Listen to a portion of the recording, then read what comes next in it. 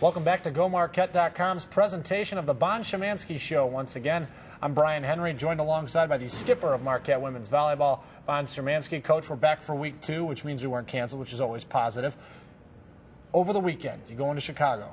You would come out 2-1 at the Loyola Invitational. Obviously, you wanted to get all 3, but some positives coming out of the first weekend that you have to feel good about. Yeah, I think there's some good stuff in there, and I'm like any coach. I want to win them all, and we set that expectation for our team. There's nobody on our schedule that we feel like we can't beat. So as we're trying to, I think, mold and shape and change the thinking or the mentality within our program to be winners all the time, you also need to back that up with actually winning. And so I think the positives for the weekend were some of the younger players getting good experience.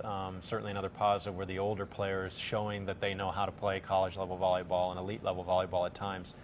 So, as a coaching staff, we're all learning together especially in the early stretch of the season, the right ways to communicate, the right things to say during the course of a match, and it moves pretty fast. And so we need to become, I think, more efficient at that so we can impact the game better. But I think it's a good starting point for us, and I think the biggest thing is that we cannot afford to lose to the teams that we know we should beat. Teams that we're competitive against and we're competitive with them, it's going to take a little time where we can turn over the top of those teams. But the ones that we know we should be beating, we need to beat those teams, and at least we did that this weekend. Did you give yourself an opportunity to, I don't know, maybe soak in the first victory against Eastern Kentucky, being your first with the program, or was it immediately turn around and start looking at Iowa and Loyola for the next day? Yeah, it's tough when you're playing 3 matches in the course of 24 hours. You just really don't have a lot of savor the flavor time. Right. And so we got done, we grabbed a quick bite to eat, and we were just sitting there scouting the next match and the next opponent. So, and I think the same thing would exist for the Loyola victory on Saturday night. Just the weekend goes by in a blur. And I think we're trying to learn what it's all about a little bit as a program. And yeah, I like the W. There's no question. And I got a lot of great support from our people around the Marquette University campus, sent me text messages and phone calls and things like that, which I guess I didn't expect. I thought it was a really nice, a nice touch. Of course, most people congratulatory, and then Buzz Williams, kind of a wiseacre, he sent me one that said basically, if you don't win 2 more matches, just stay in Chicago and look for a new job. So I appreciated that. I thought that was good. But it's a great family here, and I think people are excited and they're interested to see how we progress this season. Now, when I asked you last week kind of about some of the individuals who were standing out, you said you wanted to let the stats speak for themselves. Well, we've played 3 matches, and the stats have begun to speak. Leslie Bielski and Ashley Beyer were excellent this past weekend, killing the ball. You had an overall team hitting percentage of .385 against Loyola, .266 for the weekend, which is good for 2nd overall in the conference. Tossed in with Becca having 16 blocks. I mean, those are some strong positives from those 3 in those areas of the game that you have to be very happy with. Yeah, and that's right. We know that we can be easily measured by stats. The quickest stat people measure the W's and the L's, and so we did okay statistically. 2 wins, 1 loss. In terms of hitting efficiency, .266 is 34 points below where we want to be. We want to be hitting 300, and the Iowa match we didn't hit as strong as we wanted to. The other 2 matches we blistered it pretty good, and so we know it's in there. We know we have the capability. We know we have the personnel. We know that the system will work right when we allow it to as a team, but it takes a lot of focus to do that, and so we have a long way to go. Becca did a great job blocking in the middle, and she's such a big presence at 6'4". She plays like 6'4". Nikki Klingsporn did a really good job of directing our offense, and I thought she did a nice job of leading us competitively. Bielski, she really didn't perform that strong against our Eastern Kentucky in the first match, and I was kind of curious to see if she'd be able to turn it on. And when we played against Iowa, she just owned it. She brutalized the ball, and she needs to do that every match. We expect her to do that every match, and I think she kind of got into her comfort rhythm, and she knows now that she can compete at a high Division I level. Ashley Beyer was a little bit up and down the course of the weekend. She was great at moments, and she played like a rookie at other moments, and she's young. That's what it's going to be for a little while. But I think the exciting part for us is that we have all these new players into the fold, whether they're new as in freshmen or just new as in new to our program. And so we're trying to spin the dial and get it to work right, get the right pieces to fit.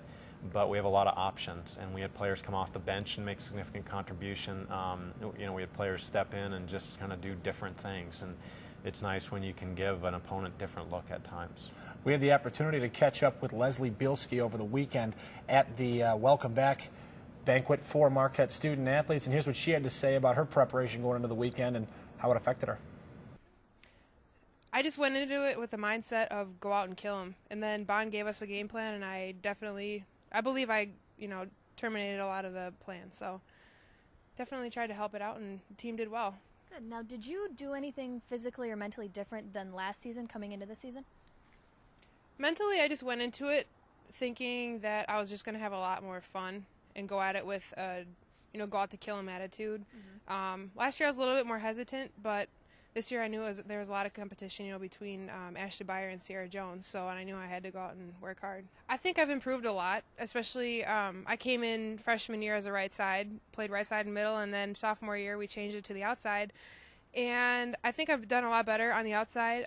Defense, I've improved a lot, and I'd give a lot of that credit to Bond because he's worked really hard with us on defense.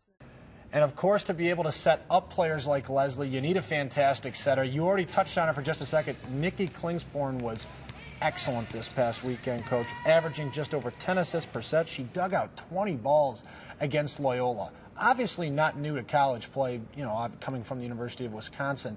Is this the type of play that you and your staff expect from her on a game-to-game basis? Yeah, I think so. And, 10 whatever point assists that she had per game, that doesn't even scratch the surface. There were times, we had 2 really flat games at the end of the match versus Iowa, and I think that had a big statistical impact. But we expect Nikki to be at the top of the Big East Conference in assists per game, and our target number for her is around 13. That'd be pretty elite. That would be toward the top in the nation. That's where she should be, and if you take out 2 of those kind of weak games that we had against Iowa, she'd be well above that. So.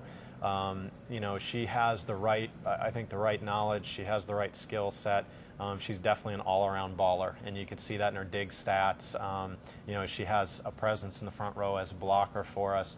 Has a really nice jump serve. She got a couple aces, got her opponent out of system a lot, and can put some real pressure on a passer. So Nikki is an all-around player, and we're going to need her to be an all-around player in that spot to really kind of, I think, push the team forward to excel in the Big East Conference play. We also had the chance to catch up with Nikki at the banquet as well this past weekend, and she talked about how, even though, again, for the experienced player that she is, she talked about how it was a learning experience for everybody. Yeah, I mean, it went really well. We went into the tournament, knowing that we had to learn a lot, and it was going to be kind of a learning experience, but main thing was just want to go out there and compete and win and kind of prove, what we've been working on and show everybody, the new offense and the new team. So. Good. Now, the team bounced back from a tough loss against Iowa Saturday morning to win in 4 on Saturday night against Loyola. Mm-hmm. What changed between those 2 matches? Just refocusing. That was key. Passing got a lot better. That was one thing that we struggled with, and just being more mentally focused, mentally tough. And we played with a little bit of fear in a couple of those games. I think we came out, wanting to really win that game. So it was good. And the season continues to roll on. Your first home matches this weekend going to be here at the Al McGuire Center. Coach, how excited are you as you look forward to those? Well, I think it's going to be great. We start off with Texas State, who's real strong in their conference. We play them at 2 o'clock on Friday. We have Butler at 7 o'clock on Friday night. Then we back it up the next day with 2 more matches, 3:30 and 7:30. It's going to be a tough test for us. And that much volleyball in, again, a 24-hour span. We're playing 4 matches. We're going to rely on all of our players to step up and play at home. And I think there's a little extra nerve, there's a little extra anxiety involved in playing your first home match, but we're really trying to do everything we can to incite a better crowd, a better atmosphere in here to support our team, but also to let that crowd know that they can have a huge impact on the course of the match. And Al McGuire Center has a chance to be a madhouse, and you get a vibe, a feel for what this building can be like. I've seen it when women's basketball played in here in the fall and into the new year. And it can be awesome. So we're really we're hopeful that our local volleyball community and especially our student body on campus, that they'll come in here and really be impact players for us during the course of the weekend. One of our biggest things that we're trying to change and institute in our home match environment this year is that every time we score a point, our announcer says, "Point Marquette," and our fans just cheer and repeat it right after. And so we'll have a nice echo impact with that. And because the game of volleyball moves so fast, it gives you something to say every single play. We ought to be scoring at least 25 points every game, and give the crowd a chance to make a nice impact on the match. Well, Coach, thank you for joining us again this week. It all starts Friday against Texas State, 2 o'clock. The tournament begins. Be here at the Al McGuire Center. We'll see you next week here on GoMarquette.com.